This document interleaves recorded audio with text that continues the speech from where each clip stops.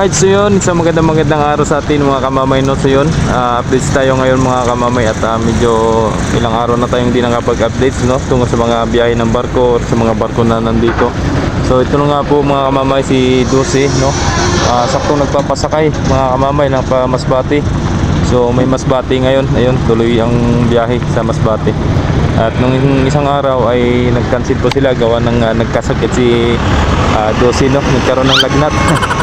Yan si Natasha, isa rin yung si Natasha, may lagnat din hanggang ngayon, hindi pa nagaling. So yun si Dusi, tuloy na ang biyahe. Yan.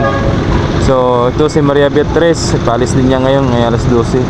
At si Timothy yan nandun sa pinakadulo. Yun. Ayan mga kamamay. So papasok na rin yung mga tracking ng Masbate. Yan.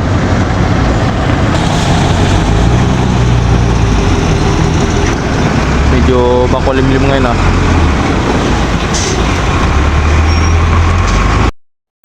Yan si Dusi, pakakabiyahe ng Masbate.